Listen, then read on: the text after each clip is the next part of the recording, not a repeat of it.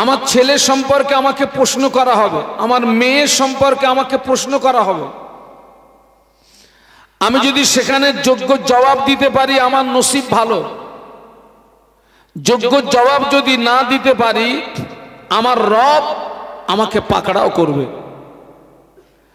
কারণ আল্লাহ রসুল বলেছেন আলা কুল্লুকুম রাঈন, বিশ্বনবী বললেন সাবধান হয়ে যাও, তোমরা সকলে এক একজন রাখাল সদৃশ। ওয়াকুল্লুকুম মাসউলুন আন রাঈয়াতিহি, বিশ্বনবী বললেন ওই রাখালের অধীনস্থ যারা, কিয়ামতের ময়দানে তাদের ব্যাপারে জবাবদিহি করা লাগবে। এই হাদিসের ব্যাখ্যা হলো, আল্লাহ রসুল যে বললেন তোমরা সকলে এক একজন রাখাল, এই হাদিসের ব্যাখ্যা হলো আমি এই চেয়ারে যতক্ষণ থাকবো আমি আপনাদের রাখাল, আমার দায়িত্ব আছে। আমি এই চেয়ারে যতক্ষণ থাকবো আমার দায়িত্ব হচ্ছে তা'মুরুনা বিল মা'রুফি ওয়া তানহাউনা আনিল মুনকার, আমাকে যেমন সৎ কাজের আদেশ করতে হবে ঠিক তার পাশাপাশি আমাকে অসৎ কাজের, বলুন কথা বলুন, তো আমি যেমন আপনাদের রাখাল, এই মসজিদের ইমাম যিনি তিনি হচ্ছেন ওই মসজিদের মুসল্লি দিগের রাখাল। ইমাম সাহেবের দায়িত্ব আছে না নেই? এই গ্রামের মেম্বার যিনি তিনি হলেন এই গ্রামের জনগণের রাখাল, মেম্বার সাহেবের দায়িত্ব আছে না নেই? বাড়ির গার্জিয়ান যিনি তিনি হচ্ছেন ওই বাড়ির সদস্যদিগের রাখাল। আপনারা বিশ্বাস করুন, আজকের এই বক্তা যদি বক্তার যথাযথ দায়িত্ব পালন করতেন, মেম্বার যদি মেম্বারের যথাযথ দায়িত্ব পালন করতেন, মাস্টার যদি মাস্টারের দায়িত্ব পালন করতেন, ডাক্তার যদি ডাক্তারের দায়িত্ব পালন করতেন, বাড়ির গার্জিয়ান যিনি তিনি যদি তানার অধীনস্থদের সম্পর্কে যথাযথ দায়িত্ব পালন করতেন, আমার দৃষ্টিতে লক্ষ টাকা খরচ করে মাহফিল দেওয়ার তুলনায় সমাজ আরো বেশি উপকৃত হতো। ঠিক না ভুল?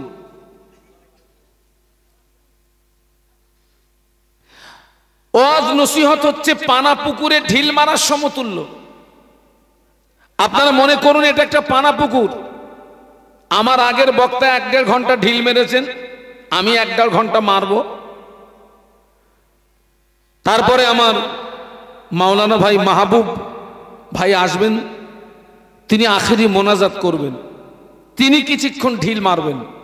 এই তিনজন যতক্ষণ ঢিল মারছি অটোমেটিক পানা পুকুরে যেখানে ঢিল পড়ে ওই জায়গাটায় পানা আসতে পারে না। কিন্তু ঢিল মারা যখনই বন্ধ হবে 2-10 মিনিট 20 মিনিট আধ ঘন্টা সময় নিলেও ওই পানা আবার পূর্বের হালে ফিরে আসবে। কোরআন শরীফের উপরে আমল করবে কি শুধু আলেম সম্প্রদায়? কোরআন শরীফের উপরে আমল করবে কি শুধু মসজিদের ইমাম সম্প্রদায়? না, কোরআনের উপরে আমল করতে হবে আমাদের প্রত্যেকেরই। আরে ভাই কথা বলতে হবে তো। তাহলে এই ঢিল মারার দায়িত্বটা কি শুধু আমাদের? না, এই ঢিল মারার দায়িত্বটা অধিকাংশ জনগণের উপরে বর্তায় না বর্তায় না? অধিকাংশ জনগণ এই ঢিল মারার দায়িত্ব পালন করেন না বলেই সমাজ পদস্খলন হওয়ার 1 নাম্বার কারণ। আপনি জেনে রাখবেন, তাম পৃথিবীর জমিনে আল্লাহ পাক যত নবী রসুল পাঠিয়েছেন, কোন নবী এবং রসুলকে আল্লাহ পৃথিবীর জমিনে অনার্থক পাঠাননি। প্রত্যেকটা নবী রসুলের উপরে আল্লাহ পাক দায়িত্ব দিয়ে পাঠিয়েছেন। একটু সুবহানাল্লাহ বলুন। নবীদের দায়িত্ব কি? নবীদের দায়িত্ব হলো আল্লাহ যে যুগে যে নবীকে পাঠিয়েছেন সেই নবীর 1 নাম্বার দায়িত্ব হচ্ছে সেই যুগের মানুষের কাছে আল্লাহ পাকের একাত্মবাদের দাওয়াত পৌঁছে দেওয়া। একটু সুবহানাল্লাহ বলুন। আর এই দায়িত্ব পালন করতে গিয়ে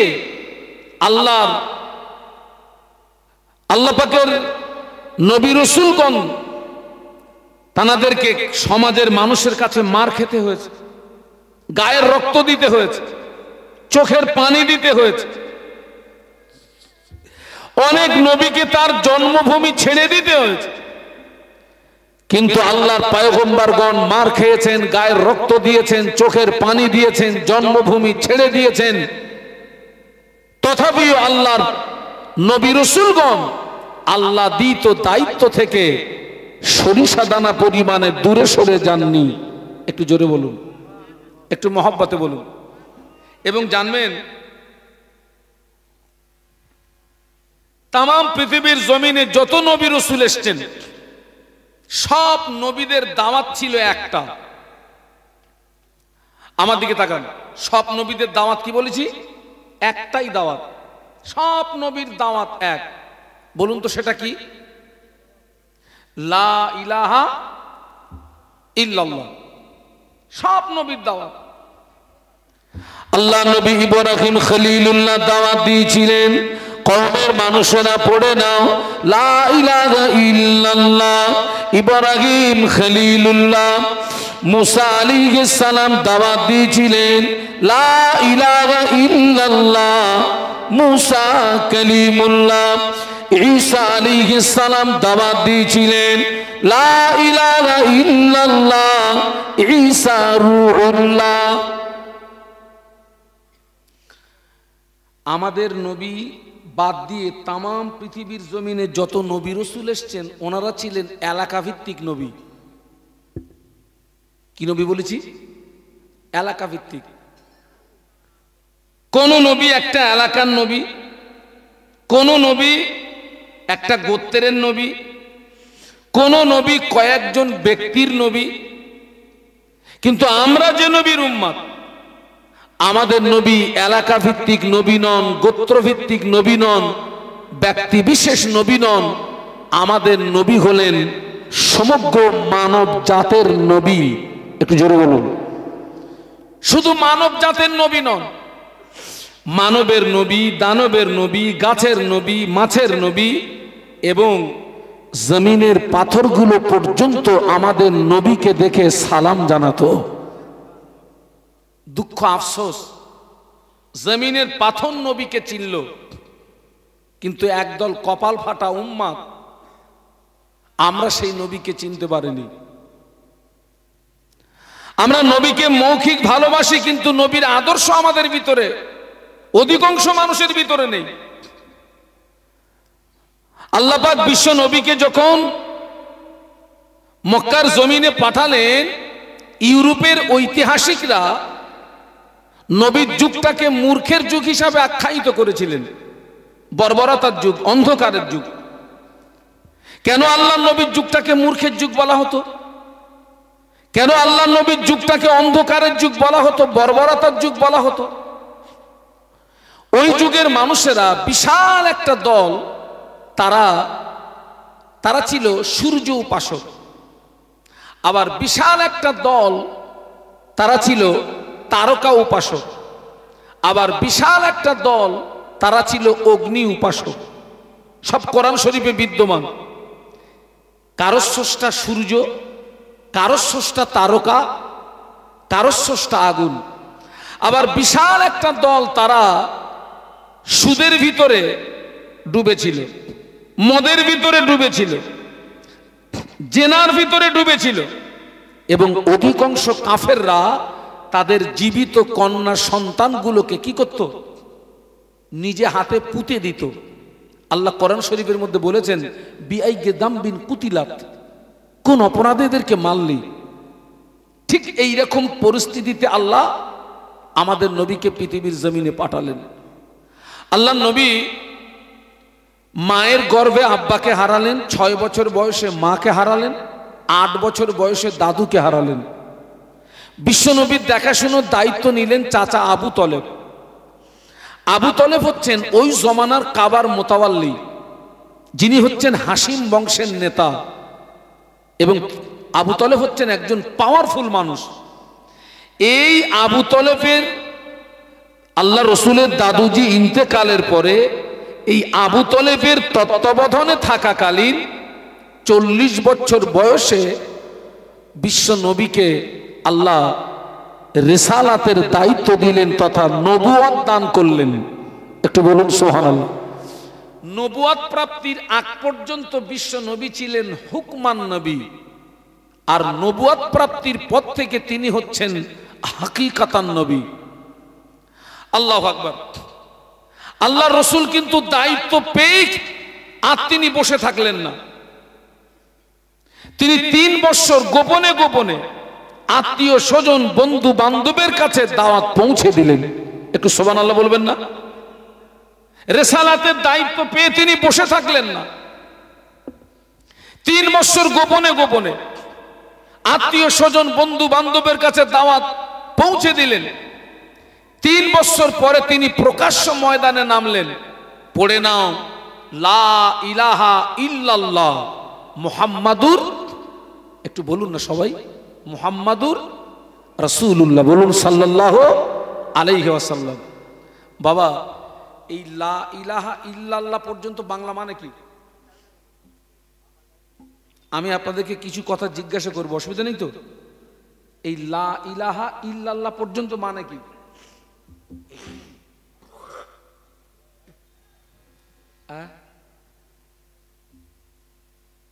সে কি?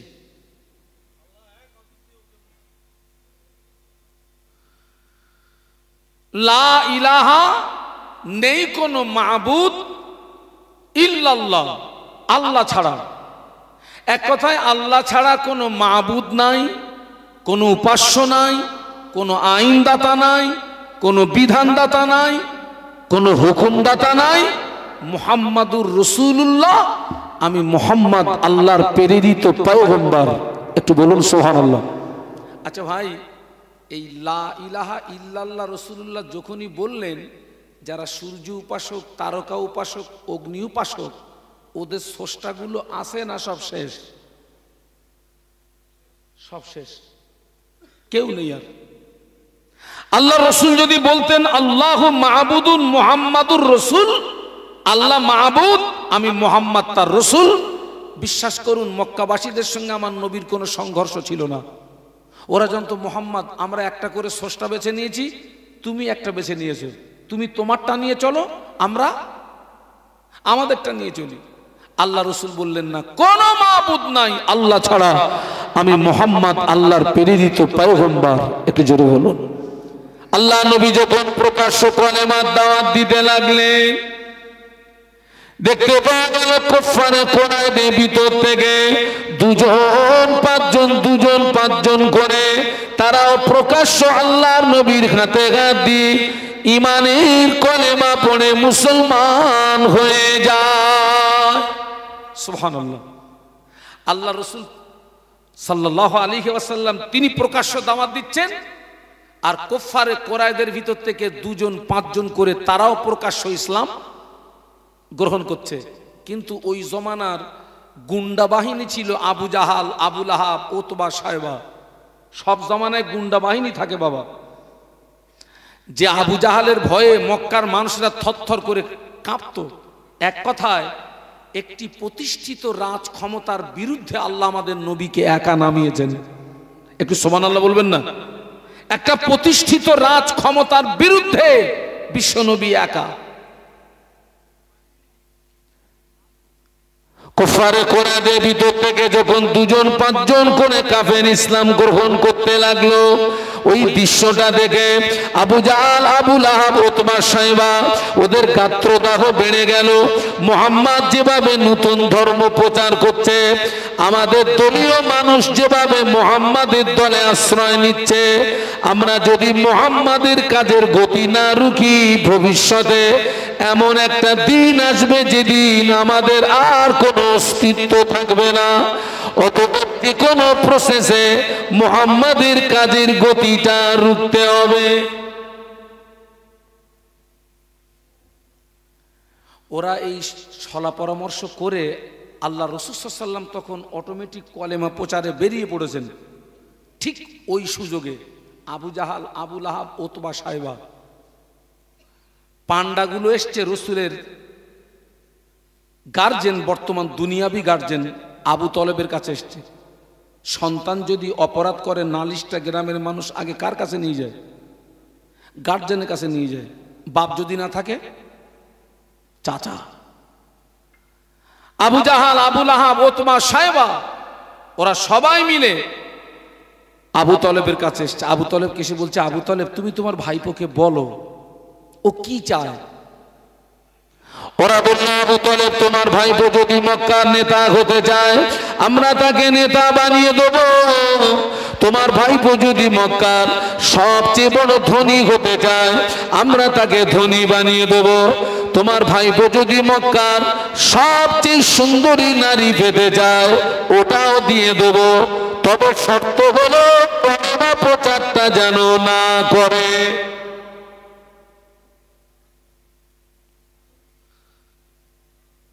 আল্লাহ রাসূল সাল্লাল্লাহু আলাইহি ওয়াসাল্লাম তো আল্লাহর দেওয়া দায়িত্ব পালন করছিলেন। সেই আল্লাহর দেওয়া দায়িত্ব থেকে এড়িয়ে রাখার জন্য কাফেররা অফার দিচ্ছে কটা?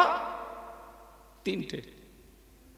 বর্তমান দুনিয়াও কিন্তু ওই 3টে বিষয়ের উপরে চলছে। আজকে আপনারা লক্ষ্য করুন, এই তামাম পৃথিবীর জমিনে মারামারি, কাটাকাটি, হিংসা বিদ্বেষ, আপনার খুনোখুনি কিসের জন্য? ওই 3টে বিষয়ের জন্য। আমি নেতা হব, আমি ধনী হব, আর রাত্রিরে যদি সুন্দরী নারী পাই তো আবার কি চাই। ঠিক সেই 3টে টোপ দিল, দিয়ে বলল, আবু তলেব তোমার ভাইপো আমাদের দেওয়া দাবি মেনে নিয়ে নূতন ধর্ম প্রচার বন্ধ করে তো ভালো, যদি না করে আমরা তোমাকে হুঁশিয়ারি করছি আজকের থেকে তোমার ভাইপোকে আর জায়গা দিতে পারবে না। যদি দাও তাহলে আমরা তোমার বিরুদ্ধে যুদ্ধ ঘোষণা করব। আবু তলেব বিশ্ব নবীকে জায়গা দিয়ে এখন উভয় সংকটে। ভাই, আবু তলেব কাবার মোতাওয়াল্লি হাশিম বংশের নেতা ঠিকই আছে, কিন্তু সমাজ বলে একটা কথা আছে তো, টোটাল সমাজ তো আবু তলেবের বিরুদ্ধে চলে যাচ্ছে। আবু তলেবের ভয় লাগবে না? লাগবে না? ওরা আবু তলেবকে হুইপ জারি করে বাড়িতে গিয়ে অঙ্ক কষছে, আবু তলেবকে যা বলে এসেছি সিদ্ধান্ত একটা নিতে হবে। আল্লাহ নবী কলেমা প্রচার করে বাড়ি ফিরলেন। আবু তলেব একটা নির্জন কক্ষে আল্লাহ নবীকে ডেকে নিয়ে বলেছিলেন, বাবা মুহাম্মদ তোমার জন্য খুশির সংবাদ। আল্লাহ নবী মনে করলেন কোন কাফের মনে হয় ইসলাম গ্রহণ করেছে। বাবাজি, একটা কাফের যদি ইসলাম গ্রহণ করত আল্লাহ নবীর বুকটা যেন 50 হাতের মতো লম্বা হয়ে যেত। একটা কাফের ইসলাম গ্রহণ করলে নবীর মনটা আনন্দে ভরে উঠত। চাচা যান, কি খুশির সংবাদ! মক্কার বিশিষ্ট ব্যক্তিরা আমার বলে গেল, তুমি যদি মক্কার নেতা হতে চাও তারা তোমায় নেতা বানিয়ে দেবে, ধনী হতে চাইলে ধনী বানিয়ে দেবে, সুন্দরী নারী চাইলে নারী দেবে বাবা, তবে শর্ত হলো কলেমা প্রচারটা করা যাবে না।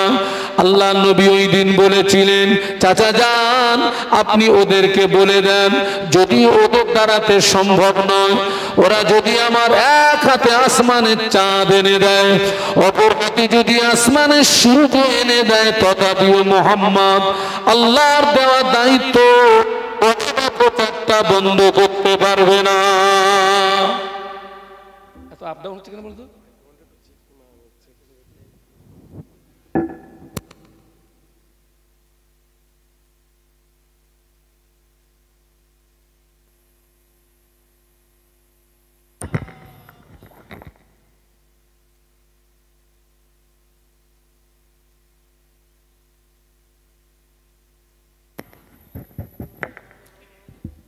इन हवाओं से कह दो ना आए इधर, मुझको खुशबू की कोई जरूरत नहीं, जिनकी खुशबू से महका है सारा जहां, वो खुशबू मदीने में मौजूद है। अल्लाहुम्मा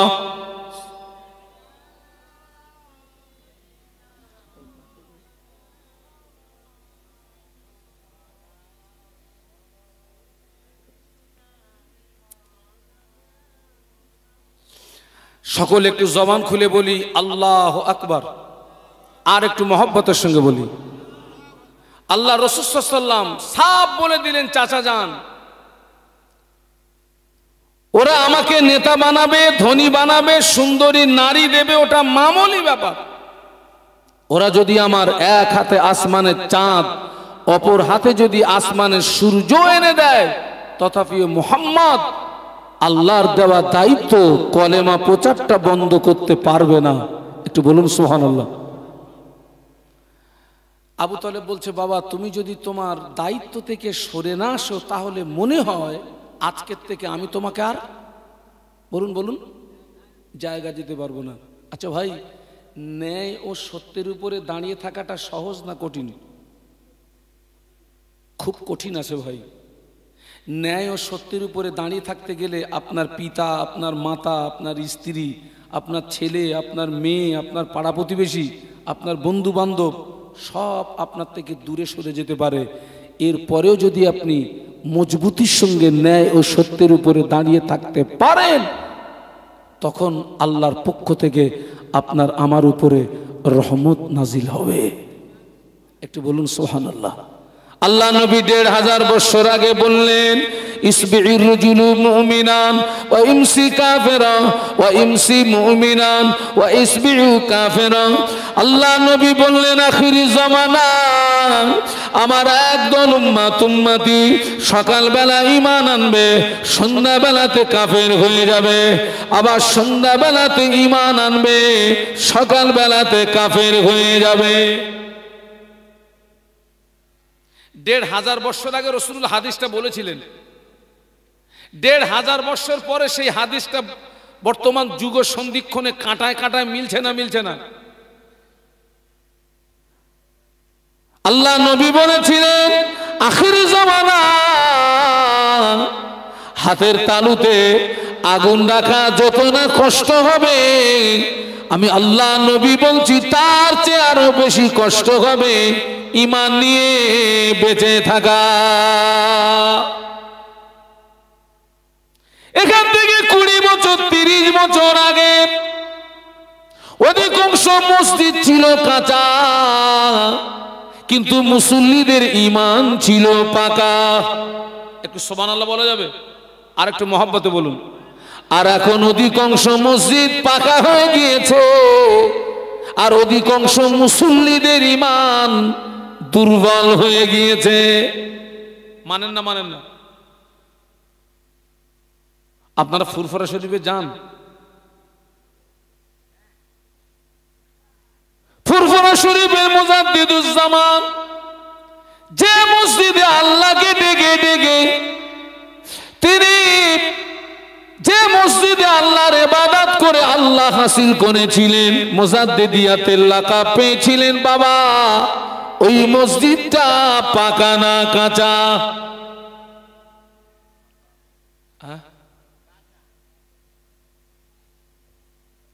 মূল মসজিদটা হচ্ছে কাঁচা, বাইরে যেটা বাড়ানো ওটা।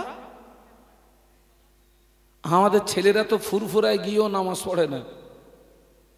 তা আমি অনেককে বলেছি, খোকা তুই তোর দুটো পায়ে ধরে বলতেছি তোর নামাজ পড়তে হবে না, অন্তত তুই ওই মুজাদ্দিদের জামানের ওই মাটির মসজিদ থেকে একটু ঘুরে আসিস। কাঁচা মসজিদে তিনি আল্লাহ হাসিল করে ফেললেন, কাঁচা মসজিদে তিনি মুজাদ্দিদিয়াতে লাকাব পেয়ে গেলেন। আর এখন অধিকাংশ মসজিদে এসি লাগিয়ে আল্লাহ পাওয়া যায় না। অধিকাংশ মসজিদ এখন সব কি হয়ে গেছে বাবা? এসি। আরে আমি এমনও মাহফিল করেছি, আমি তো কালকের ছেলে, এমনও মাহফিল করেছি মাহফিলের পাশে বাঁশ ঝাড় আর ওই বাঁশের কুঞ্চির গায়ে হারকেন টাঙানো। বিশ্বাস করুন সেই মাহফিলের গুরুত্ব ছিল আলাদা। আর এখন লাইট তো 3 মাইল 5 মাইল পর্যন্ত লাগাচ্ছে। ওই মাহফিল আর এই মাহফিলের ভিতরে পার্থক্য আছে না নেই? আসমান জমিন ডিফারেন্স। আসমান জমিন ডিফারেন্স। আপনি অবাক হয়ে যাবেন। আপনাদের আব্বা আম্মার দোয়া, আল্লাহ তো প্রত্যেক রাতে আমাকে কম বেশি এক একটা জায়গায় নিয়ে যায়। বারাসাত এলাকায় একটা বাড়িতে আমার দাওয়াত হলো। যে বাড়িতে আমাকে বসার জায়গা দিল, বাড়িটা তৈরি করতে খরচ হয়েছে 2.5 কোটি টাকা। কত বলেছি? 2.5 কোটি। আপনার 3 তলা বাড়ি, আর ওই বাড়ির মাঝখানে ছোট্ট একটা পার্ক আছে। পার্কে যা যা থাকার দরকার সেগুলো আছে। তার ভিতরে ছোট্ট একটা পুকুর আছে, আর সেই পুকুরে ওই বাসের টিউতে পাম্প দিয়ে ফেলা আছে। আর ওই 3 তলা থেকে সুড়ঙ্গ নামানো ওই পুকুরে। তো আমি বাড়িওয়ালাকে জিজ্ঞাসা করলাম, ভাইজান এটা কি? তো উনি বললেন, আমার ছেলে আর বৌমা খেলা করবে। তার মানে ওই 3 তলার থেকে 2টো সরাত করে নিচে পড়বে। জীবনে কোনোদিন শুনেছেন যে কুকুরের ঘরে এসি? বলুন বলুন, শুনেছেন? না। কুকুরের ঘরে 1.5 টন ওজনের এসি লাগানো, এবং সেই কুকুরের ঘরটা কাঁচ দিয়ে ঘেরা। মানে কুকুরের যে ঘর বানিয়েছে, ওই ঘরটা ভাঙলে একটা গরিব মানুষের 2 তলা পাকা বাড়ি হয়ে যাবে, 1 তলা পাকা বাড়ি হয়ে যাবে। এই হচ্ছে আমাদের হাল হকিকত। যাক বাবা, ফিরে আসেন। আবু তালেব বললেন, বাবা তুমি যদি তোমার দায়িত্ব থেকে সরে না আসো, মনে হয় আজকের থেকে আর তোমাকে। আল্লাহ নবী কেঁদে ফেললেন। আল্লাহ নবী কাঁদতে কাঁদতে বলেছিলেন, চাচা যান, চাচা যান, আমি মায়ের গর্ভে থাকাকালীন আব্বাকে খানালাম, 6 বছর বয়সে মাকে খানালাম, 8 বছর বয়সে দাদুজিকে খানালাম, সেখান থেকে আপনার তত্ত্বাবধানে ছিলাম। চাচা যান, সারাদিন মক্কার মানুষেরা আমায় কত গালি দেয়, সারাদিন মক্কার মানুষেরা আমায় কত দুচ্ছাই করে। ও সারাদিন পরে আমি যখন আপনার কাছে ফিরে আসি, আপনি আমাকে একবার মুহাম্মদ বলে ডাকার সঙ্গে সঙ্গে সারাদিনের কষ্ট নিবারণ হয়ে যায়, সারাদিনের কষ্ট মুছে যায়। চাচা যান, আজকে যদি আপনি আমাকে জায়গা না দেন, আশ্রয় না দেন, আমি মুহাম্মদ এটি জানবো, পৃথিবীর জমিনে মুহাম্মাদের পাশে দাঁড়ানোর মতো কেউ নাই, পৃথিবীর জমিনে মুহাম্মাদের পাশে দাঁড়ানোর মতো কেউ নাই, মুহাম্মাদের চোখের পানি দেখার মতো কেউ নাই, মুহাম্মাদের আহা বলার মতো কেউ নাই। ও আপনি আমাকে আশ্রয় দেবেন কিনা ওটা আপনার ব্যক্তিগত ব্যাপার, তবে আপনি আমাকে আশ্রয় দেন আর না দেন, আমি মুহাম্মদ আল্লাহর দেওয়া দায়িত্ব কলেমা প্রচারটা বন্ধ করতে পারবো না। আর একটু মহব্বতে বলুন। এতদিন জানতাম আমার পাশে কেউ থাকার না থাকা আমার আজকের থেকে জানবো কেউ নেই। তাই বলে চাচা কাজ বলো বন্ধ হবে না। যতই হোক ভাইপো তো। আবু তালেব কেঁদে ফেলেছে। আবু তালেব কাঁদতে কাঁদতে বলেছিলেন, বাবা মুহাম্মদ কষ্ট নিও না, দুঃখ নিও না, রোনাজারি করো না, যা আমি তোমায় হুকুম দিয়ে দিলাম, যেথায় তোমার ইচ্ছা সেটাই তুমি কলেমা প্রচার করো, যেথায় তোমার ইচ্ছা সেটাই তুমি কলেমার দাওয়াত দাও। আবু তালেব যতদিন পৃথিবীর জমিনে জীবিত আছে, দেখে নিতে চায় মক্কার কোন শক্তি মুহাম্মদকে ক্ষতি করতে পারে। ওই দিনে বিশ্বনবী কান্না ভরা চোখে হেসে ফেলেছিলেন। আচ্ছা ভাই, আপনারা বলুন তো, আল্লাহ রাসূল সাল্লাল্লাহু আলাইহি ওয়াসাল্লাম মক্কাবাসীদের উপকার করছিলেন না ক্ষতি করছিলেন? ওরা তো জাহান্নামের ভিতরে পড়ে হাবুডুবু খাচ্ছিল। আল্লাহ রাসূল সাল্লাল্লাহু আলাইহি ওয়াসাল্লাম ওদেরকে জাহান্নামের ভিতর থেকে হাত ধরে টেনে তুলে জান্নাতের রাস্তা দেখাচ্ছিলেন। এই ছিল নবীর অপরাধ। এই অপরাধে মক্কার জমিনে আল্লাহ রসুলকে 13 বছর মার খেতে হলো। কত বছর বলেছি? 13 বছর মার খেতে হলো, দান দান শহীদ হলো, গায়ের রক্ত দিতে হলো, শেষ পর্যন্ত জন্মভূমিটাকে ছেড়ে দিতে হলো। তথাপিও তিনি আল্লাহদিত দায়িত্ব থেকে কিঞ্চিত পরিমাণে দূরে সরে যাননি। একটু সুবহানাল্লাহ বলা যাবে? আচ্ছা, অ্যাজ এ উম্মাত হিসাবে নবীর ওই আদর্শটা আমাদের মধ্যে থাকার দরকার আছে না নেই? কিন্তু এই আদর্শটা কটা মানুষের মধ্যে আছে? আমরা অধিকাংশ মানুষ আমরা কিন্তু নবীকে ভালোবাসি মৌখিক, প্র্যাকটিক্যালে কম। আল্লাহ নবী সাহাবী আল্লাহ নবীকে জিজ্ঞাসা করেছিলেন, ইয়া রাসূলুল্লাহ হাবিবাল্লাহ মাতা কিয়ামত কবে হবে? একজন সাহাবী নবীকে জিজ্ঞাসা করলেন।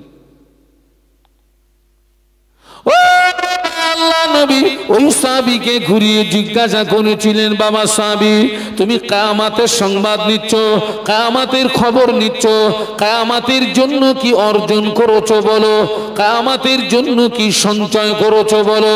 ওই সাহাবী জবাব দিয়েছিলেন, ইয়া রাসূলুল্লাহ আমি কিয়ামতের জন্য কিছুই অর্জন করতে পারিনি, আমি কিয়ামতের জন্য কিছুই সঞ্চয় করতে পারিনি, তবে আমি আল্লাহ আল্লাহর রাসূলকে ভালোবেসেছি। আল্লাহ নবী বলেছিলেন, ও সাহাবী তোমার দাবি যদি সত্য হয় কিয়ামতের ময়দানে ওই দাবি তোমাকে নাজাত করিয়ে দেবে। আল্লাহ নবী বললেন, তোমার দাবি যদি কি হয়, দাবি সত্য হয়। তার মানে আমরা যে নবীকে ভালোবাসি এই ভালোবাসার সত্যতা প্রমাণ করাতে হবে। তারপরে আপনি নবী পাবেন, তারপরে আপনি রব পাবেন, তারপরে আপনি নাজাত পাবেন, তারপরে আল্লাহর রহমত হলে কি পাবেন? জান্নাত পাবেন। আমাদের ধান্দা হলো চাচা আপন পরাণ, এটা সম্পূর্ণ কোরআন হাদিস বিরোধী কথা। কোরআন বলছে নিজে বাঁচো অপরকে বাঁচাও, এটা কোরআনের ঘোষণা। আপনি দেখেন, আমি মাযহাবগত দিক দিয়ে হানফি মযহাবের মানুষ, আমি সিলসিলাগত দিক দিয়ে ফুরফুরা শরীফের মুজাদ্দিদুজ্জামান আমির শরীয়ত কুতুবুল আলম দাদা হুজুর পীর কেবলা রহমাতুল্লাহ আলাইহির সিলসিলার একজন নগণ্য খাদেম। আপনারা লক্ষ্য করেন, আল্লাহ পাক ফুরফুরা শরীফের মুজাদ্দিদুজ্জামানকে যখন এই বাংলার জমিনে পাঠিয়েছিলেন, এই বাংলার পরিস্থিতি ছিল বাংলার মুসলমান লুঙ্গির বদলে ধুতি পরত, বাংলার মুসলমান মনসার ডানা দিত, বাংলার মুসলমান লক্ষ্মীর গলায় ধান দিত, বাংলার মুসলমান দরগা করে শিরিক করত, বাংলার মুসলমান মাথায় টুপি দিতে জানতো না, মুখে দাড়ি রাখতে জানতো না, মসজিদ চিনতো না, মাদ্রাসা চিনতো না। এইরকম করুণ পরিস্থিতিতে আল্লাহ পাক ফুরফুরা শরীফের মুজাদ্দিদুজ্জামানকে পাঠালেন। তিনি কি পারতেন না ঘরের ভিতরে নামাজ রোজা তাসবিহ তিলাওয়াত জিকির আজকার মুরাকাবা মুশাহাদা করে তিনি কি আল্লাহ রাজি করতে পারতেন না? পারতেন না? বলুন বলুন। তার জীবনটা ঘরের ভিতরে সীমাবদ্ধ রেখে আল্লাহর ইবাদত করে তিনি আল্লাহ হাসিল করতে পারতেন না? পারতেন না? তিনি কি তার জীবনটাকে ঘরের ভিতরে সীমাবদ্ধ রেখেছিলেন? না। ফুরফুরা শরীফের মুজাদ্দিদুজ্জামান দাদা হুজুর পীর কেবলা রহমাতুল্লাহ আলাইহি কোরআনের ওই আয়াতের উপরে আমল করতে গিয়ে, আল্লাহর নবীর হাদিসের উপরে আমল করতে গিয়ে তিনি নিজে জাহান্নামের আগুন থেকে বেঁচেছিলেন। আহল বর্গ দিগকে জাহান্নামের আগুন থেকে বাঁচাতে গিয়ে তামিলনাড়ুর কন্যাকুমারী থেকে শুরু করে বাংলাদেশের বরিশাল, কোথায় তামিলনাড়ুর কন্যাকুমারী, কোথায় বাংলাদেশের বরিশাল, এই বিস্তীর্ণ এলাকা ব্যাপী কখনো পায়ে হেঁটে, কখনো গরুর গাড়ি চেপে, কখনো পালকি চেপে, কখনো পায়ে হেঁটে, কখনো গরুর গাড়ি, কখনো পালকিতে চেপে রাতের ঘুম হারাম করে গায়ের রক্ত পানি করে দুই হাত দিয়ে বাংলার জমিন থেকে তিনি শিরিক বেদাতকে উৎখাত করে এ বাংলাকে তিনি একটি গোলাপ ফুলের বাগান তৈরি করেছিলেন। আজ আমাদের মাথায় টুপি, আমাদের মুখে দাড়ি, আমরা মসজিদ চিনেছি, মাদ্রাসা চিনেছি, দ্বীন ইসলাম চিনেছি। এ অবদান হলো মুজাদ্দিদুজ্জামানের রেখে যাওয়া অবদান। এ অবদান হলো তার 5 কলিজার টুকরা দিগের রেখে যাওয়া অবদান। এ অবদান হলো তার প্রধানতম খলিফা আল্লামা রুহুল আমিন রহমাতুল্লাহ আলাইহির 2 হাত দিয়ে কেতাব, যে কেতাব লিখেছিলেন সেই কেতাবেরই অবদান। বলুন সুবহানাল্লাহ। তিনি নিজে বেঁচেছিলেন আহাল বর্গকে বাঁচাতে গিয়ে তামিলনাড়ুর কন্যাকুমারী থেকে বাংলাদেশের বরিশাল। বাবা কিসে কিসে বলেছি? পায়ে হেঁটে, গরুর গাড়ির পালকি। উদ্দেশ্য ছিল একটা, নিজেকে জাহান্নামার আগুন থেকে যেমন তিনি বাঁচিয়েছিলেন, আহাল বর্গকেও তিনি জাহান্নামার আগুন থেকে বাঁচানোর জন্য গায়ের রক্ত পানি করে তিনি দুনিয়া থেকে জান্নাত দখল করেছিলেন। একটু জোরে বলুন, একটু মহব্বতের সঙ্গে বলুন। মুজাদ্দিদে জামান বাংলাদেশে ওয়াজ করতে গেছেন, যে বাড়িতে হুজুরের দাওয়াত, ওই বাড়িতে হুজুর 3 শ্বাস খেয়েছেন। খাওয়ার পরে জানতে পাচ্ছেন বাড়িওয়ালাটা সুদখোর। বাবা জানতে পারছে কখন? খাওয়ার আগে না পরে? এখানে একটা প্রশ্ন আসতে পারে যে মুজাদ্দিদে জামান এত বড় আল্লাহর ওলি সুদির মাল খাচ্ছে, তা আগে জানতে পারেনি কেন? এরকম একটা প্রশ্ন আসে না, আসে না? আচ্ছা ভাই, ওলি বড় না নবী বড়? নবী, তামাম পৃথিবীর জমিনে যত নবী এসছেন, নবী রসুল, আল্লাহ নবী রসুল বানিয়ে পাঠান, কিন্তু ওলিদেরকে কিন্তু আল্লাহ বানিয়ে পাঠান না। বিশ্বনবী মুহাম্মদুর রাসূলুল্লাহ সাল্লাল্লাহু আলাইহি ওয়াসাল্লাম তিনি কি সব বিষয়ের খবর আগাম জানতেন? না। আল্লাহ নবীকে যতটা জানিয়েছিলেন ততটাই, তার বেশি নয়। নবীদের ক্ষেত্রে যদি এই হয়, তো ওলিদের ক্ষেত্রে মিসফায়ার হওয়াটা কোনো ঘটনা না। তো উনি জানতে পারলেন বাড়িওয়ালা সুদখোর।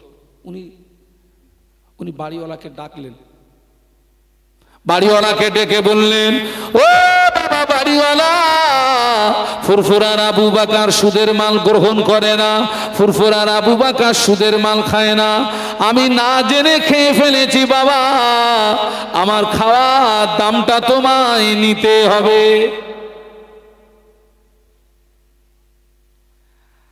আমি আপনাদের এখানে এসে আমি মোটামুটি কম বেশি 2টো পাঁপড় খেয়ে ফেলেছি, 2টো পাঁপড়, আর খুব বেশি 25 গ্রাম মতন মুড়ি খেয়েছি, আর ওই শশার ফাল খেয়েছি 3 ফাল, আর একটা দিছিল কি বলবে, হ্যাঁ না না না, ওই যে কি নেশপতি, ওই খেয়েছি 3 ফাল। এখন মোটামুটি টোটাল মিলিয়ে আপনি মনে করুন দাম হবে কত? এটা আনুমানিক, হ্যাঁ তো গায়ে দিকে এত দাম বলতেছে 150 টাকা। এখন আমি স্টেজ থেকে নেমে যাওয়ার সময় আমি যদি কমিটির ভাইদেরকে ডেকে বলি, ভাইরে তোদের এই মাল খাইলাম, এই খাওয়ার দরুন 50 টাকা দিচ্ছি, আমার মতন খুদে মৌলবীর কাছ থেকে ওরা খাওয়ার দাম নেবে বলে মনে হয় না। তাহলে আমার ব্যাপারে যদি এই হয়, তো মুজাদ্দিদে জামানকে খেতে দিয়ে খাওয়ার দাম নেবে এরকম কোনো কপাল ফাটা কেউ আছে? বাড়িওয়ালা বলছে, হুজুর আপনি আমায় লজ্জা দেবেন না, হুজুর আপনি আমায় শরম দেবেন না, হুজুর আমি তওবা করছি, আর জীবনে কোনোদিন সুদ খাবো না। একটু আস্তে করে সুবহানাল্লাহ বলা যাবে? একটু মহব্বতে বলুন। এখন আপনাদেরকে একটা ফতোয়া জিজ্ঞাসা করি, পাকা সুদখোর যদি তওবা করে ওর বাড়ি কি খাওয়া যাবে নাকি? দেখেছেন দিনাম দেয়ার ফতোয়া?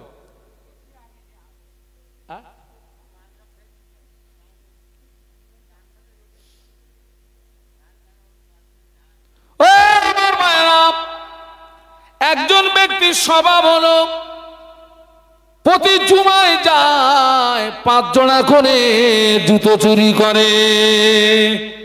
আজও সমাজে মসজিদের জুমার দিনে জুতো চুরি হয় না, হয় না? ও একদল মাল আছে, ওদের জুতো জীবনে কোনোদিন পুরাতন হয় না, ও তো যায় আর পাল্টায়। কিন্তু যার যার জুতো চুরি হচ্ছে তারা কিন্তু ওই যে প্রবাদে একটা কথা আছে, চুরি করা ভালো যদি ধরা না পড়ে। যার যা মাল যাচ্ছে ওরা তো পুরো টার্গেটে আছে, আল্লাহর কি রে কোনোদিন ধরা পড়বি নি, তোর খেলাটা সেই দিন দেখাবো। বলতে না বলতে পরের জুমায় ধরা পড়ে গেছে। ধরা যখন পড়েছে, যার মাল যায় সেও চালায়, যার না যায় চালা বাড়ি। এখন ও তখন বাপের কিরে, মার কিরে, খোদার কিরে, মানে যত কিরে আছে দিয়ে বলতেছে, তোরা আমার মারিসনি, আমি অঙ্গীকারবদ্ধ হচ্ছি আর জীবনে কোনোদিন জুতো চুরি করব না। আর ওই লোকটা বলছে, হুজুর আপনি আমাকে খাওয়ার দাম দিয়ে লজ্জা দেবেন না, আমি তওবা করছি, অঙ্গীকারবদ্ধ হচ্ছি আর জীবনে কোনোদিন সুদ খাবো না। এই লোকটা যে আপনার জুতো সজ্জে, আপনি মনে করুন আটকড়িয়া পশ্চিম পাড়া মসজিদে ধরা পড়েছে, এখান থেকে মার খেয়ে অঙ্গীকারবদ্ধ হয়ে বাড়ি গেছে। ঠিক পরের জুমায় আটকড়িয়া দক্ষিণ পাড়ার মসজিদে গিয়ে ফের জুতো চুরি করেছে। ওরে ওই দিন হাতে নাতে ধরে ফিরে যখন মাস শুরু করেছে, ও তখন ওজন রুখতেছে।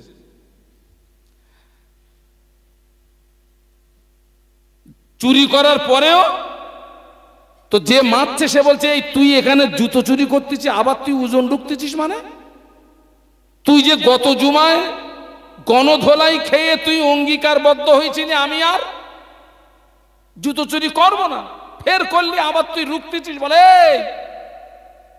আমার থলে খুলে দেখ। থলে খুলে দেখে 3 জোড়া। কত? তো বলে হ্যাঁ এই তো 3 জোড়া। বলে এই গত জুমায় মেরিলি, মার খাওয়ার পরে কমেছে কিনা তাই বল। আগে ছিল 5, ধোলাই খাওয়ার পরে 3। স্বভাব ভালো হয়েছে, স্বভাব।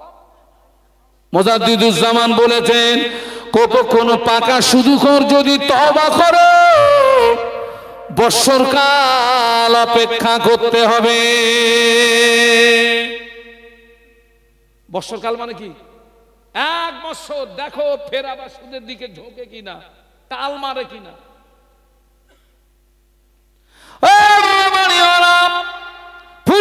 আবু বকর না জেনে খেয়ে ফেলেছে বাবা, তবে আমি যে তোকে খাওয়ার দামটা দেবো ওই পয়সাটা আমার কাছে নাই। আহা, এখান থেকে ফুরফুরা পর্যন্ত যেতে যে রাস্তা খরচ, ওই পয়সা ছাড়া অতিরিক্ত পয়সা আমার কাছে নাই। আমি আবু বকর আমার গায়ের জামাটা খুলে দিয়ে যাচ্ছি বাবা। হুজুরের জামার ভিতরে ফতুয়া পরা ছিল। ও বাবা বাড়িওয়ালা, আমি আবু বকর আমার গায়ের জামাটা খুলে দিয়ে যাচ্ছি বাবা। আমি ফুরফুরা শরীফে গিয়ে তোর খাওয়ার দামটা পাঠিয়ে দেবো। আবু বকরের জামাটা পার্সেল করে ফুরফুরায় পাঠিয়ে দিবি, তবে তিনি আল্লাহর ওলি হয়েছিলেন। একটু মহব্বতে বলুন, আর একটু জোরে বলুন। আর আমরা দাদা হুজুরের ভক্ত।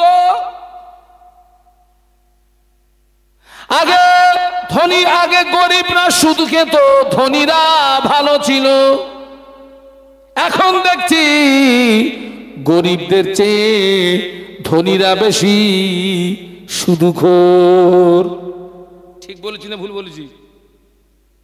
গরিবদের তবু একটা কথা বলতে পারবে কিয়ামতের ময়দানে, আল্লাহ পাক আমি অভাবের তাড়নায় খেয়ে ফেলেছি। যারা গরিব, সুদ হারাম মানে গরিবের জন্য হারাম, ধনীর জন্য কি কথা বলে না। কিন্তু গরিবরা তবু কিয়ামতের ময়দানে একটা কথা বলতে পারবে, আল্লাহ অভাবের তাড়নায় খেয়ে ফেলেছি।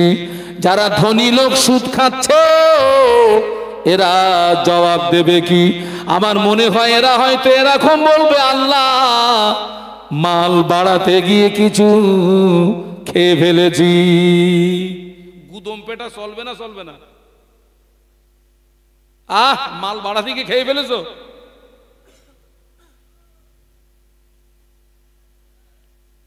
আমি যখন দূরে দাঁড়াতে মাহফিলে যাই, মেয়েদের কাছে দোয়া চাই, চাচিদের কাছে দোয়া চাই, বয়স্ক বয়স্ক মায়েদের কাছে দোয়া চাই। যখন আমি রাজস্থানে চলে যাই, আল্লাহ যখন আমাকে হায়দ্রাবাদে নিয়ে যান, আমেদাবাদে নিয়ে যান, ত্রিপুরায় নিয়ে যান, মহারাষ্ট্র নাগপুর নিয়ে যান, বাংলাদেশে নিয়ে যান, আমি তখন মায়েদের কাছে দোয়া চাই, আপনারা দোয়া করুন আল্লাহ যেন আমার ইজ্জত বাঁচায়। কেননা দোয়া কবুলিয়াতের 1 নাম্বার শর্ত হলো হালাল রুজি খাওয়া। হারামখোরের দোয়া কবুল হয় না, হারামখোরের ইবাদত কবুল হয় না। হারামখোর যদি বিনা তওবায় মারা যায়, কিয়ামত পর্যন্ত কবরের আগুন বন্ধ হবে না। ওই জন্য আমাদের চেয়ে মেয়েরা বেশি হালাল খায়। আমাদের চেয়ে মেয়েরা বেশি। আমি আটকড়িয়ায় আমার দাওয়াত, আমার স্ত্রী জানে হুজুর ওয়াজ করতে গেছে, আর আমি ওয়াজ না করে এখান থেকে ডাকাতি করে বাড়ি গেছি। আমার স্ত্রী কি মনে করবে?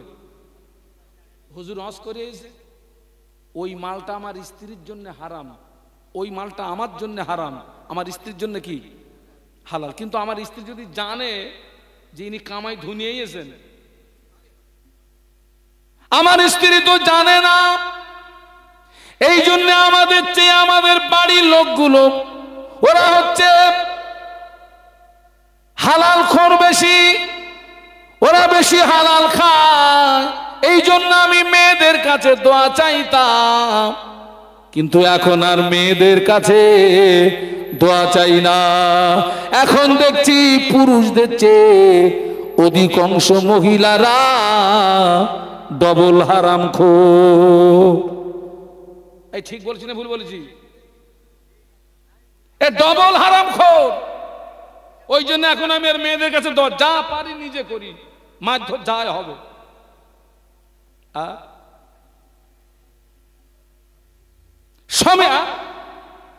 সমিতি বন্দনার গ্রুপ লোন আর পুরুষদের ভিতরে একটা এখন বিশাল মাথা চাড়া দিয়েছে বাবা। লটারি টিকিট 10 টাকায় 13 লাখ, 13 টাকায় 32 লাখ। এত বড় দাঁড়িয়ে মাথায় টুপি, আবার এত বড় দাঁড়িয়ে টিকিট বিক্রি করতেছে। ওরে শয়তান!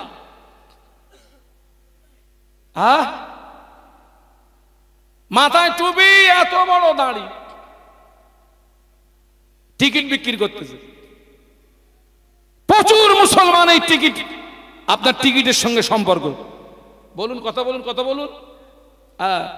টিকিট কেটে টাকা পেয়েছে, সেই টাকালে মসজিদে দান করতেছে, মানে নিজে নিজে ফতোয়া তৈরি করতেছে। ওখান থেকে তো মাল পেয়েছে, তো আরাম, আর মসজিদে দান করে ওইটারে হালাল করতেছে। দুতলায় টাইলস দেবে, কেউ দিচ্ছে না। ও 13 লাখ টাকা কোথা থেকে ঝেড়ে এনেছে, ঝেড়ে এনে চিন্তা করতেছে কি করব, মাল তো পাক করতে হবে। তা বলতেছে টাইলসে খরচ কত? 3 লাখ। বললো আমি দিয়ে দেবো। আর আমরা তখন পাশায় বাঁশ দিয়ে তকবির দিচ্ছি, নারাই তকবির, 3 লাখ। আরে বাস্তব বলছি না বাস্তব বলছি?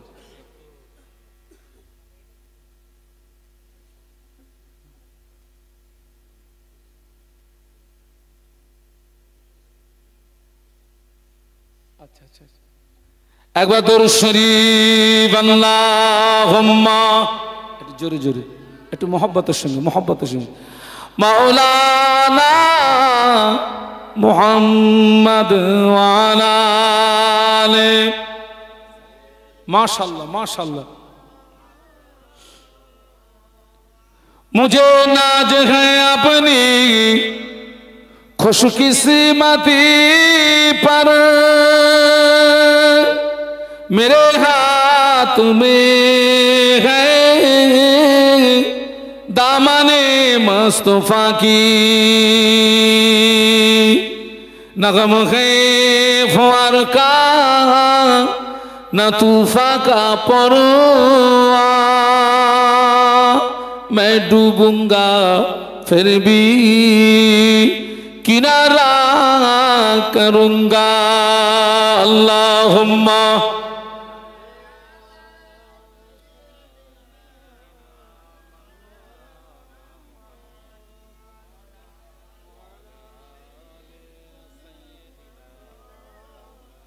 একটু বলুন আল্লাহু আকবার। আর একটু মহব্বতের সঙ্গে বলুন আল্লাহ আমাদেরকে হেদায়েত দান, বলুন আল্লাহুম্মা আমিন। তবে একটা কথা মাথায় রাখবেন, একজন মহিলা যদি জাহান্নামী হয়, ওই মহিলার সঙ্গে আরো এক্সট্রা 4টে পুরুষ জাহান্নামায় যাবে। যে সমস্ত মেয়েরা সমিতি বন্ধনার গ্রুপ লোনের সঙ্গে সম্পর্ক, ওরা যদি বিনা তওবায় মারা যায়, ওদের লাশ কবরের ভিতরে শুইয়ে দিই। তাম পৃথিবীর জমিনে যত আলেম সব যদি ওর কবরের পাশে গোড়াগড়ি খায়, ওর কবরের আযাব মাফ হবে না। কাবা শরীফের ইমাম যদি ওর কবরের পাশে গোড়াগড়ি খায়, কবরের আযাব মাফ হবে না। বাবাজি, একজন মহিলা যদি জাহান্নামায় যায়, ওর সঙ্গে এক্সট্রা 4টে পুরুষ জাহান্নামায় যাবে। যে মেয়েরা ওই মেলায় গেল, যে স্ত্রীরা ওই মেলায় গেল, ওরা যদি বিনা তওবায় মারা যায়, ওদের ঠিকানা জাহান্নাম। ও শুধু একা জাহান্নামায় যাবে না, ওর বাপ জাহান্নামায় যাবে, ওর বড় ভাই জাহান্নামায় যাবে, ওর স্বামী জাহান্নামায় যাবে, ওর বড় ছেলে জাহান্নামায় যাবে। যে সমস্ত মেয়েরা ওই যে বাজারে বেহায়ার মতো যারা ঘোরাফেরা করে, আল্লাহ নবী বললেন না, দায়ুস লা ইয়াদখুলুল জান্নাহ, দায়ুস জান্নাতে যাবে না, ওর বাপ দায়ুস হয়ে জাহান্নামায় যাবে। একজন মহিলা জাহান্নামায় গেলে এক্সট্রা কজন যাবে? 4 জন। এখন আপনি জানেন 4টে জায়গা এখন মেয়েদের দখলে চলে গেছে। কটা জায়গা বলেছি? এর একটাই কারণ, ওদের ভিতরে শরীয়তের জ্ঞান নেই। তাই আল্লাহ রসুল বলেছেন, তলাবুল ইলমি ফারিদাতুন আলা কুল্লি মুসলিমিন ওয়া মুসলিমা। প্রত্যেকটা মুসলিম নরনারীর জন্য দ্বীনের জ্ঞান অর্জন করা কি ফরজ। ওই জ্ঞান নেই বলে কোথায় যাচ্ছে? কোথায়? মিলন মেলা। হ্যাঁ, মিলন মেলা। আর যে সমস্ত পুরুষগুলো যাচ্ছে, ওখানে তো নাচ গান হচ্ছে, ওরাও নাচতেছে, এরাও নাচতেছে। কোন মুসলমান যদি গান শুনে মনে মনে আনন্দিত হয়, কোন মুসলমান যদি গান শুনে মনে মনে তৃপ্তি পায়, ওই মুসলমানটা মুসলমান থাকে না, ওই মুসলমানটা বেঈমান হয়ে যায়। ওই অবস্থায় যদি ওর বিবির সঙ্গে সহবাস করে, ওর বিবির পেটে যদি বাচ্চা আসে, ওই বাচ্চাটা হারামজাদা বেজম্মা বাচ্চা হবে।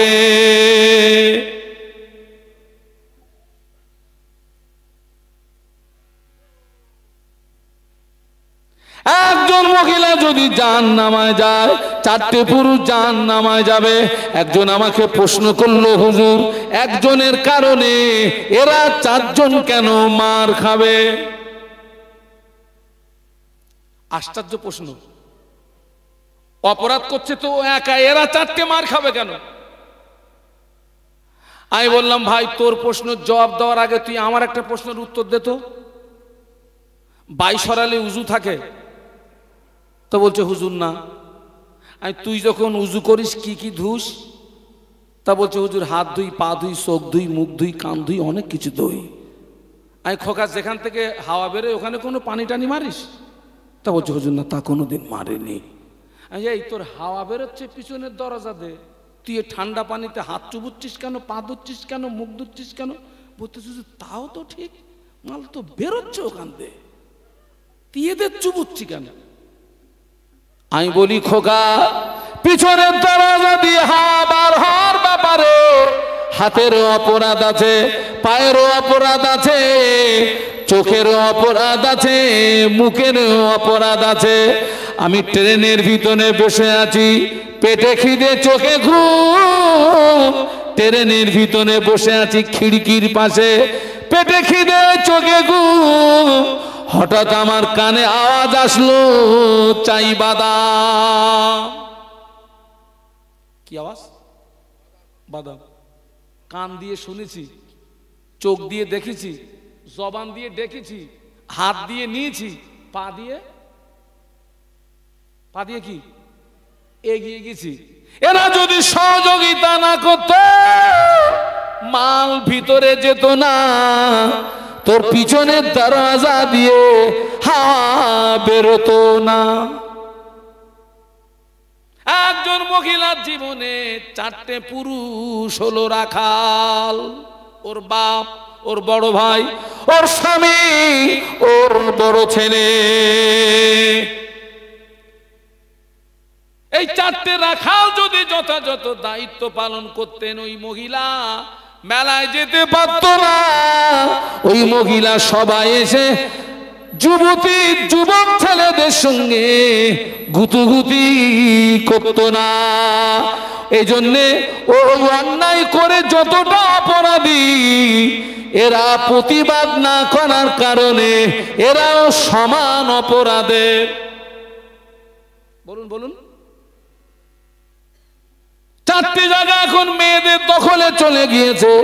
অধিকাংশ মাহফিল মেয়েদের দখলে, অধিকাংশ বিয়ে বাড়ি মেয়েদের দখলে, অধিকাংশ পীরের মাজার মেয়েদের দখলে, অধিকাংশ মরা বাড়ি মেয়েদের দখলে।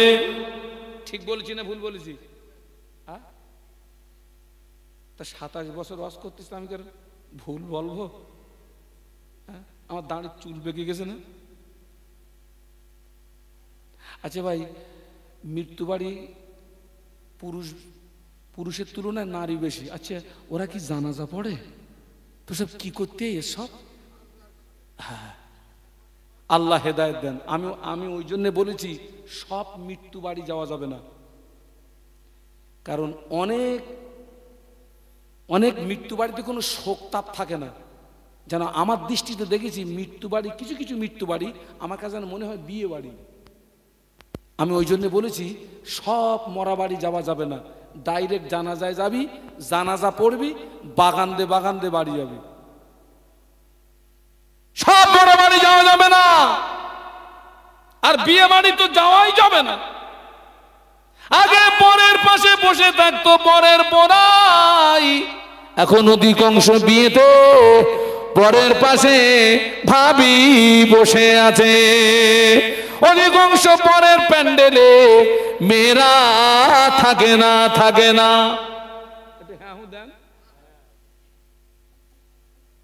ওর বাপ মরবে না, স্বামী মরবে না,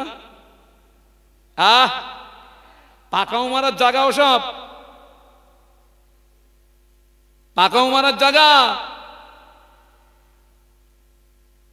একজন মহিলা অপর মহিলার 3টে স্থান দেখতে পারে। একজন মহিলা অপর মহিলা মুখের এই অংশটা দেখতে পারে, একজন মহিলা অপর মহিলার হাতের এই অংশটা দেখতে পারে, একজন মহিলা অপর মহিলা পায়ের গাঁটের নিচের অংশটা দেখতে পারে, একজন মহিলা অপর মহিলার মাথাটা যদি দেখে ফেলে ওটা জাহান্নামের আগুনে পোড়ানো হবে।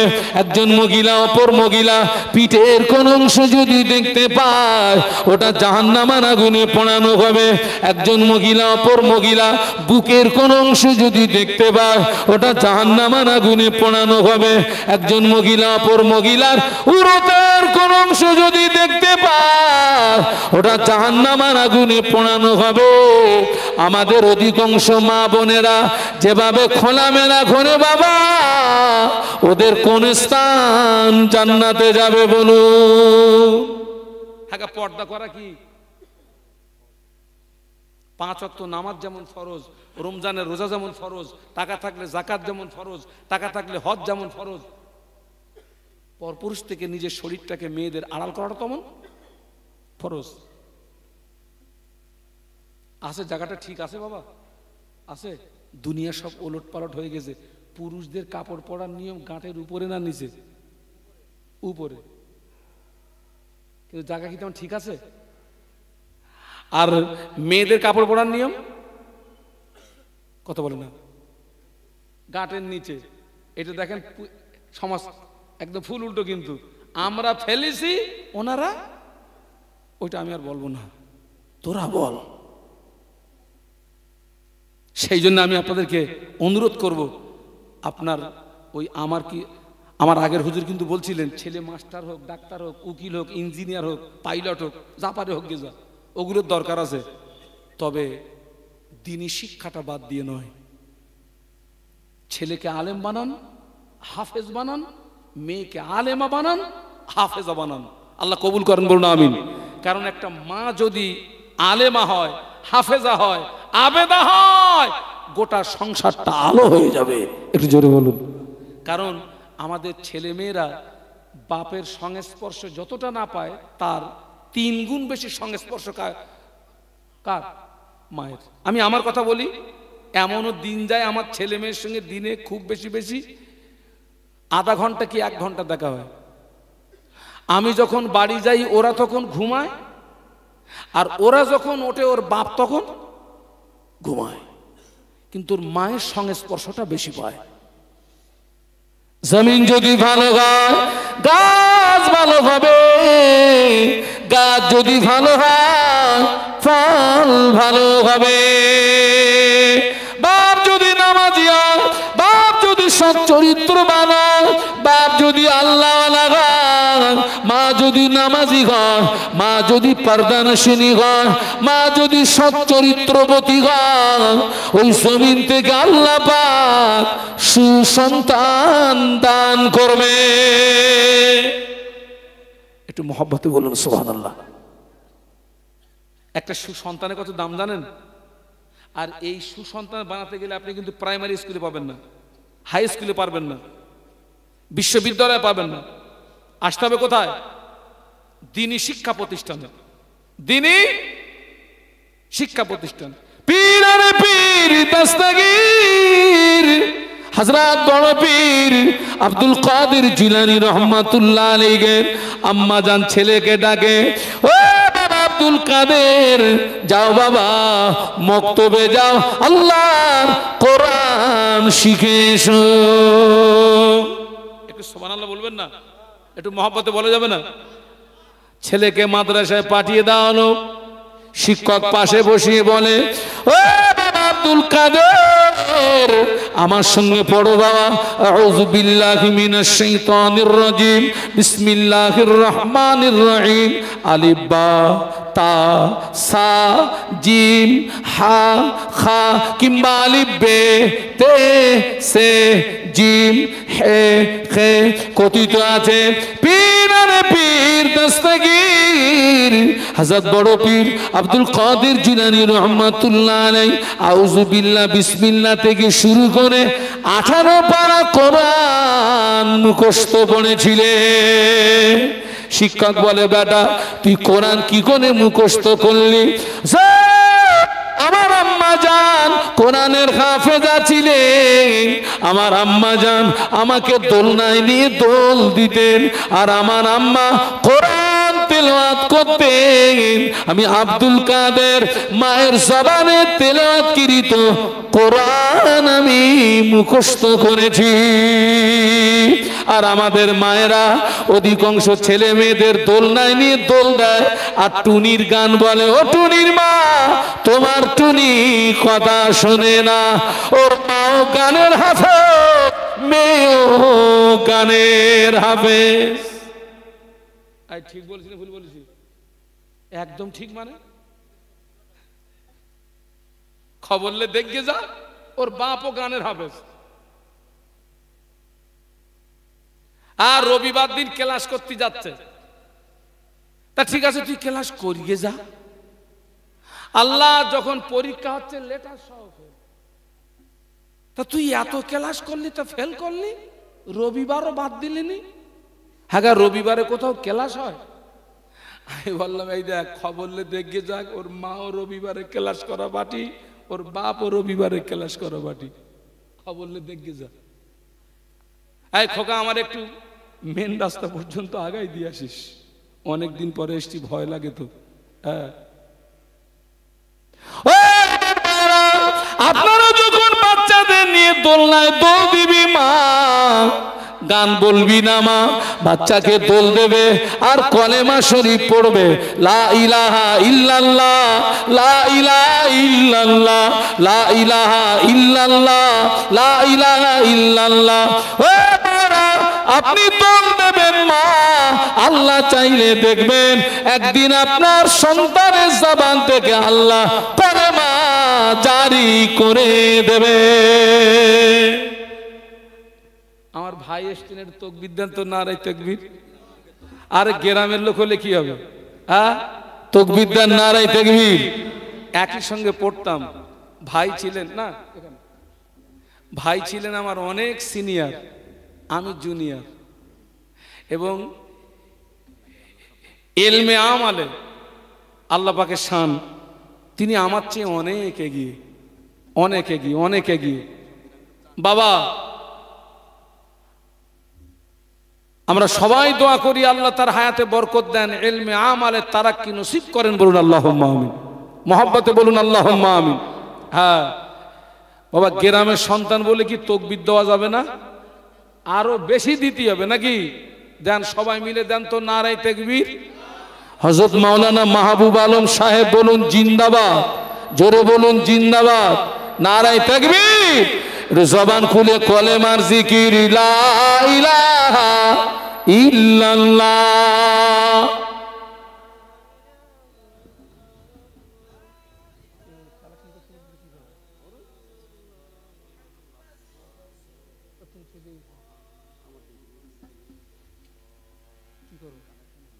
আচ্ছা ঠিক আছে, আলহামদুলিল্লাহ। বাবা, আমি শুরু থেকে একটা বিষয় আমি কিন্তু বোঝাতে চাইছিলাম, নিজে বাঁচো, অপরকে। একদম 5 মিনিটে শেষ।